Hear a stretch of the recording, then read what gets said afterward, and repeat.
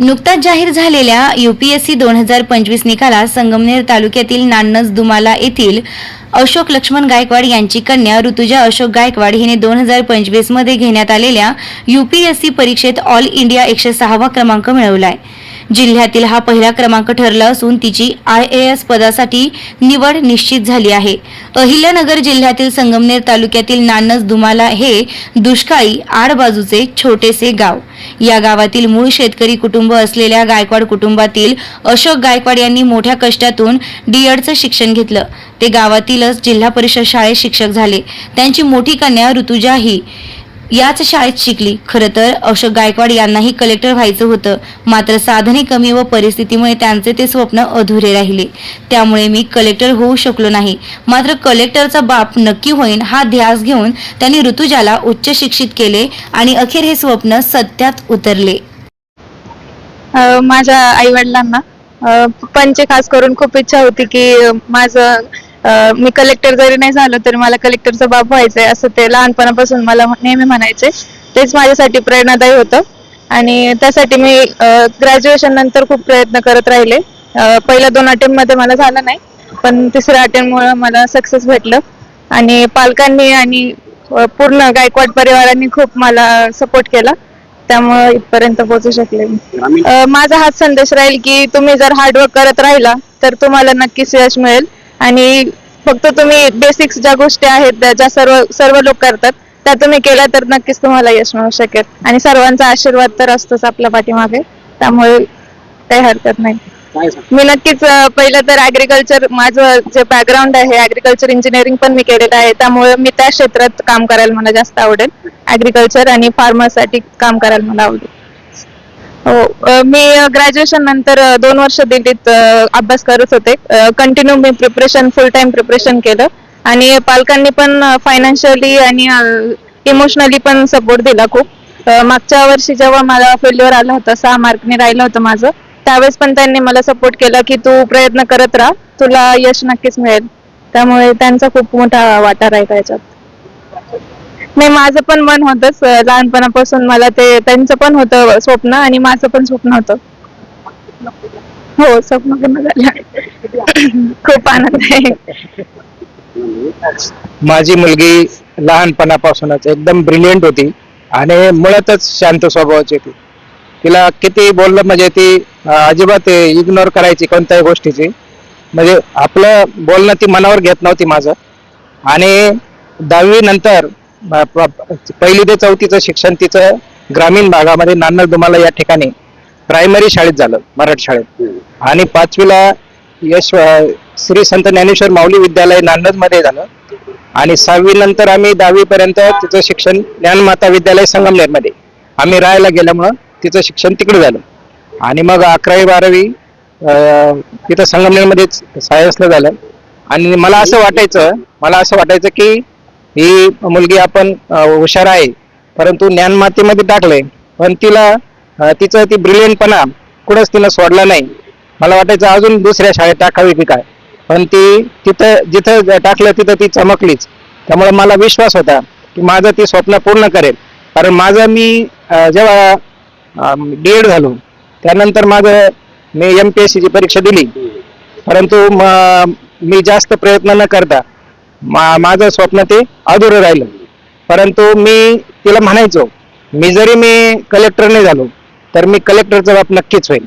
आणि मग तिनं ते लहानपणापासून ते शब्द ध्यानात ठेवले आणि म्हणून तिनं माझं हे स्वप्न आज पूर्ण केलेलं आहे. त्याबद्दल मला खूप खूप आनंद होत आहे. खूप आनंद वाटतोय, बोलायला शब्द नाही माझे तिच्याकडे. तिची जिद्द तिने पूर्ण केली, तिच्या कष्टाचं यश तिला मिळालंय. म्हणजे आता काही बोलताच येत नाही आणि काय बोलावं ते पण असं. माझं नाव संजय राव सैदिगे, राहणार जोरवे, तालुका संगमनेर, जिल्हा अहिल्यानगर येथील असून आम्ही शेतकरी कुटुंबातले 2 जण भाऊ आहे. एकत्र फॅमिली आमची. पण मुलांना शिकवण्याची फार इच्छा होती. मुलं पंचगट्टीचे शिकले, त्यांना खूप अभ्यासाची आवड होती आणि हा पहिल्यापासून तसा खूप अभ्यासाची हेच करत होता. तसं त्याचं 4थी ते 10वी पर्यंत संगमनेर स्ट्रॉबेरी शाळेत शिकला तो. शाळेची बस येत होती बस. आणि 10वी ते 12वी ओव्हरा कॉलेजला शिकला. त्यानंतर त्याला थोडंसं इंजिनिअरिंगकडे जायचं होतं. मग त्याला म्हणलं जा, इंजिनिअरिंग केली त्याने. इंजिनिअरिंग नंतर त्याला प्लेसमेंट झाली होती कॅपजी म्हणजे IT कंपनीत. पण तो मला म्हटला का 1 वर्ष मला चान्स द्या, मला थोडंसं स्पर्धा परीक्षेचं करायचंय. म्हणलं बाळा ते खूप अवघड असतं, आपण शेतकरी कुटुंबातलं, आपल्याकडे ये सगळ्या गोष्टी पुरेशा नाही. म्हणजे 1 वर्ष द्या म्हणे. मग त्याला ते 1 वर्ष दिलं आम्ही. पण त्याच्यातच त्याचं चांगलं म्हणजे पहिल्या याच्यात तो प्री सुटला, मेन्स नाही सुटला. आणि नंतर बाकी तो मेन्स, प्री मेन्स आणि सगळं सुटला. म्हणजे वेळोवेळी रोज संध्याकाळी मला फोन करायचा, पप्पा असं आहे, पप्पा तसं आहे. विशेष म्हणजे पहिली प्री सुटला त्याच्यात त्याला 50,000 रुपये भेटले. आणि स्कॉलरशिप सारथीकडून त्याला 13,000 रुपये महिन्याला भेटत होते. त्याच्यातच त्यांनी तो खर्च 1 वर्षभर माझ्याकडून पैसे न घेताच तो शिकला. त्याला माहिती आई वडील चुलते काकी सगळे कष्ट आहे. आणि तसेच आम्हाला आमचे वडील, मलाही आठवत नाही तेव्हा वारलेली, मी फक्त ते वारले त्यावेळेस 2 वर्षाचा होतो. आणि आमचा लहान बंधू फक्त 2.5 महिन्याचा होता. त्यांनी पण त्यांचं पण तसं आमचा सांभाळ, तसं आमचे चुलते यांनी खूप म्हणजे 25 वर्ष केलं. आम्ही एकत्र फॅमिली होती. चुलते आमचे लहान चुलते आता आहेत, मोठे चुलते आता 2 वर्षापूर्वी वारले. पण त्यांना खूप अभिमान होता आमच्या शिक्षणाचा, शेतीचा, या सगळ्यांचा. म्हणजे आता आम्हाला एकदम ते नसल्यामुळे आम्हाला फार दुःख वाटतं. फक्त आम्हाला आमचे वडील आणि चुलते पाहिजे होते फक्त. चांगलं आहे ना, चांगलं आहे भूषणे. अभिनंदन अभिनंदन आहे आपल्याला भूषणे. चांगलं आहे. शेतकरी कुटुंबातले आहेत आम्ही. मस्त कष्ट करून शिकवलं, कष्टातूनच शिकवले आम्ही. मुलं शिकवले, नातू शिकवले, सगळे शिकवले. खूप खूप आनंद होतोय. असं वाटतं आभाळ ठेवणं झालंय आम्हाला. त्यांनी खूप मेहनत घेतली. त्यांनी खूप कष्ट केले, जिद्दीनं केलं, सगळं चिकाटीनं केलं. त्याची खूप मेहनत आहे. आमच्यापेक्षा जास्त आम्ही तर काही जगावेगळं काही केलेलं नाही. प्रत्येक आई वडील जसे करतात तसंच आम्ही केलेलं आहे. पण त्याची खूप कष्ट आहे त्याच्यामध्ये. काय भेटतं म्हणजे आनंद भेटतो, दुसरं काय भेटतं तरी समाधान वाटतं. नमस्कार, माझं नाव धनंजय संजय तिघे आहे. माझा नुकतीच झालेले UPSC सिव्हिल सर्व्हिसेस एक्झामिनेशन 2025 मध्ये ऑल इंडिया रँक 529 भेटलेला आहे मला. तरी हा माझा 3रा प्रयत्न होता. पहिल्या दोन्ही प्रयत्नामध्ये मला अपयश आलेलं आहे. आणि फॉर्च्युनेटली या अटेम्प्टमध्ये माझं 529वा रँक आलेला आहे. मी माझं हे सक्सेस माझ्या पॅरेंट्स, टीचर्स आणि माझ्या फ्रेंड्सला डेडिकेट करू इच्छितो. माझं मूळ गाव हे जोरवे, तालुका संगमनेर, जिल्हा अहिल्यानगर, महाराष्ट्र इथून आहे. माझं एज्युकेशनल बॅकग्राऊंड सांगितलं गेलं तर मी 12वी पर्यंत माझ्या शहरात म्हणजे संगमनेर इथेच केलेलं आहे. आणि माझी इंजिनिअरिंग झाली आहे, मेकॅनिकल इंजिनिअरिंग, SPPU म्हणजे सावित्रीबाई फुले पुणे युनिव्हर्सिटी. आणि माझा युथला हाच मेसेज असेल की तुम्ही तुमच्या एफर्ट्सची कन्सिस्टंट राहा. Smart work along with hard work हे करणं खूप गरजेचं आहे. स्वतःवरती कॉन्फिडन्स ठेवा, सेल्फ बिलीफ ठेवा आणि सातत्य ठेवा. हाच माझा मेसेज असेल. आणि धन्यवाद. नमस्कार. श्री साईबाबांच्या पावनभूमीत तुमचे हक्काचे आणि सुरक्षित घर घेण्याची सुवर्ण संधी चालून आली आहे. आम्ही घेऊन आलो आहोत साई आनंद पार्क.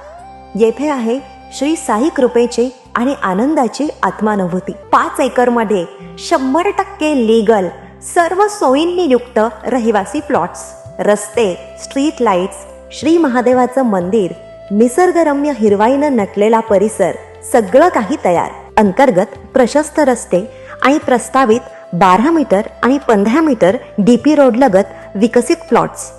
आणि हो, आपले श्री साई मंदिर, शाळा, मार्केट सर्व काही फक्त 5 मिनिटांच्या अंतरावर. सुरक्षित गुंतवणूक, तज्ज्ञ वकिलांमार्फत खरेदी विक्री आणि वास्तुशास्त्रानुसार प्लॉट्स. सुरक्षित, शांत आणि सुसंस्कृत वातावरणात एअरपोर्ट रोड लगत शिर्डी हद्दीमध्ये श्री साईबाबा मंदिरापासून अगदी काही मिनिटांवर. साई आनंद पार्क म्हणजे आनंदाचं, विश्वासाचं आणि समाधानाचं ठिकाण. आजच बुकिंग करा. मर्यादित प्लॉट्स उपलब्ध. कारण साई आनंद पार्क म्हणजे साई आनंदाची अनुभूती.